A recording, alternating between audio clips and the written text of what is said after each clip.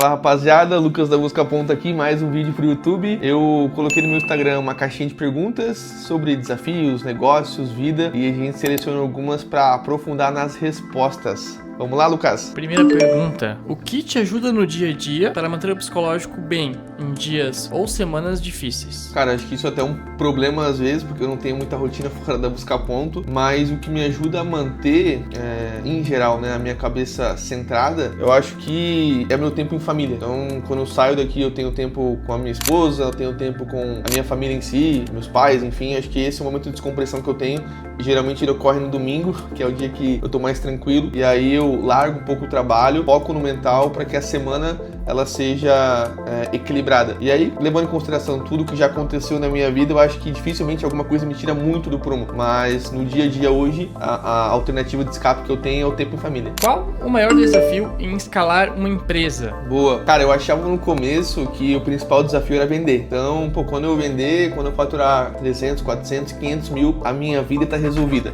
E de fato, o problema quando você tem dinheiro, ele é muito menor. Mas hoje eu entendo que o maior desafio para escalar o negócio é pessoas, sim, de 0 a 100, 99, e o outro 0,5% é processo e o outro 0,5% é vendas. Talvez não nessa proporção, mas acho que o maior desafio hoje são pessoas. Graças a Deus aqui na Busca Ponto a gente tem um time muito bom, muito aculturado, muito comprado com o projeto, mas esse é o maior desafio. A escala, ela acaba barrando sempre em pessoas, né? Porque se você não tem tecnologia, se você não tem processo, você contrata, você tem investidor, alguma coisa assim, consegue com dinheiro, mas pessoas não têm dinheiro de compra. Então, ou você cria uma cultura para ter boas pessoas, ou a empresa ela tá fadada a fracasso. Terceira pergunta: qual foi o momento que você percebeu que era a virada de chave? Cara, na Busca Ponto foi quando a gente acertou a oferta. Então, ali eu vi que a gente começou a virar a chave. O que é acertar a oferta? Hoje muita gente acha que a Busca Ponto ela já nasceu grande. E não. A gente nasceu pequeno, como toda empresa, e a nossa vida, nossa jornada, minha, do Davi e do Diego, foi basicamente teste. Todos os dias a gente colocava grana em teste, tráfego pago, estratégia e assim por diante. E o momento que eu vi que, essa foi a virada de chave, foi quando a gente acertou uma oferta, ela começou a escalar, a gente duplicou o investimento em ads, ele começou a corresponder igual, e aí a gente falou, cara, agora o negócio vai ficar sério. Então, resumidamente, foi quando a gente acertou uma boa oferta, tanto de venda quanto de entregável também. Pergunta número 4. Minhas primeiras contratações vão ser feitas. Como ser um bom líder? Cara, como ser um bom líder? Essa é uma boa pergunta e eu acho que é o X da questão de todo negócio, né? Porque a liderança, ela vai dizer se você vai conseguir ter boas pessoas ou não. Então, primeiramente, ser um bom líder, não contrate quem você não possa demitir. Então, não contrata parente, não contrata amigo muito próximo. Esse é um ponto importante.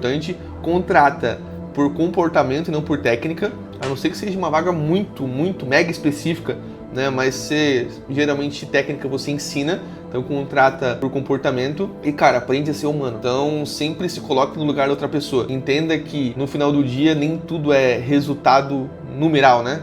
Às vezes é o resultado humano. Então acho que para você ser um bom líder, você tem que ser um bom gestor de pessoas, mas para você ser um bom gestor de pessoas, na prática você tem que ser humano. Se colocar no lugar de outra pessoa, claro que não a ponto de sempre deixar a pessoa montar em cima da liderança, mas ter sempre esse olhar mais humano e entender que no final do dia tudo gira em torno das pessoas. Então acho que é basicamente isso. Pergunta número 5. Conta um pouco da sua história e como surgiu a ideia de empreender. Eu já escutei uma história aí, eu não sei se é verdade.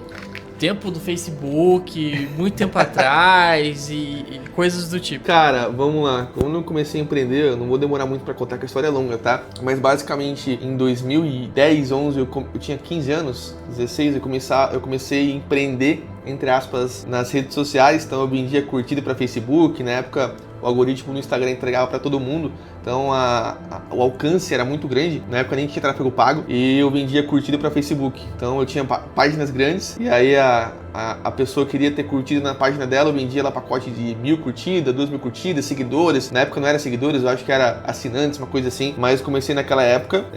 A minha formação nativa sempre foi a área de tecnologia, então sempre fui apaixonado por isso. Depois dessa questão do Facebook, o Facebook começou a cortar, né, o alcance, e aí meio que foi caindo. Eu trabalhava como CLT na área de tecnologia, como aprendiz, depois fui efetivado.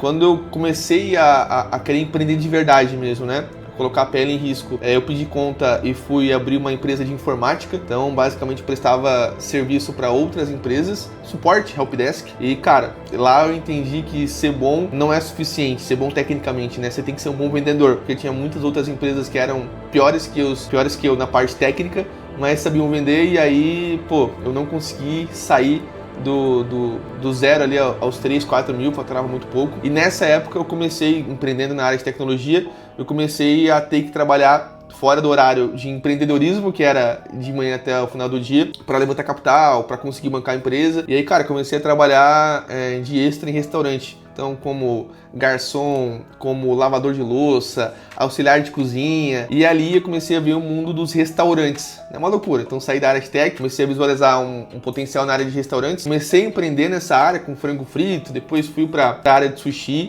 fui para Floripa e tudo mais. E aí, cara, quebrei, né, a história que quase todo mundo conhece aqui da minha rede social já. Quebrei devendo muita grana, cabeça quebrada, tudo todo destruído. E aí voltei para Joinville, né? Voltei a estaca menos 50, nem zero eu digo, porque quando você tá no zero é fácil, né? Você só cresce. Agora quando você tá no negativo e muito negativo, cara, dificilmente você consegue se reerguer facilmente. Voltei pro CLT, e aí eu fui aprender a vender de verdade. Fui pra uma escola, basicamente, que é uma empresa que eu trabalhei por 3 anos, mas já visualizando um próximo passo. Então eu sabia que aquilo era momentâneo, né? Pô, acabei com o meu ego, basicamente, que eu saí de empreendedor, né, hypado e teoricamente em ascensão para um quebrado CLT.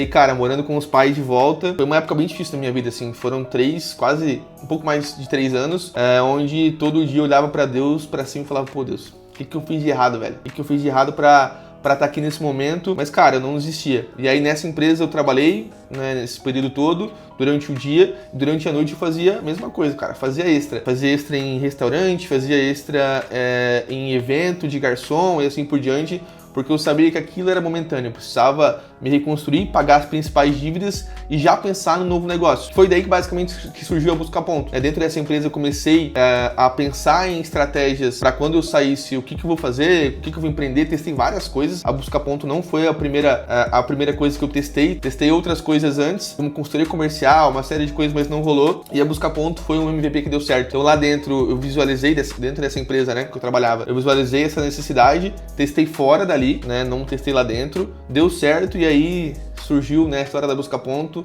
entre eu, Davi e Diego, e é o que tem hoje aí. Então, basicamente, de forma resumida, essa é um pouco da história de como eu comecei a empreender. E por último, mas não menos importante, uma dica para quem quer crescer dentro da empresa. Cara, isso é bom, tá?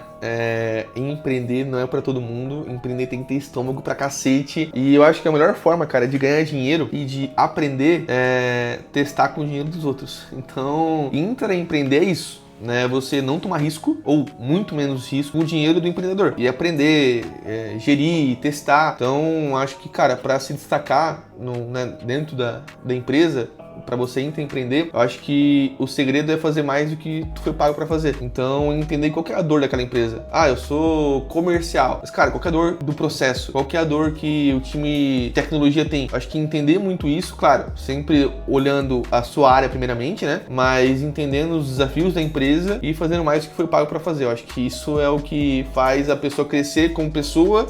Às vezes pode ser que ela não vai ser reconhecida, tem empresa que não reconhece, mas ela vai aprender muito como pessoa, muito como gestão, e ela vai sair dali um profissional muito completo. Rapaziada, acho que é isso, né? É mais um formato de conteúdo que a gente está fazendo.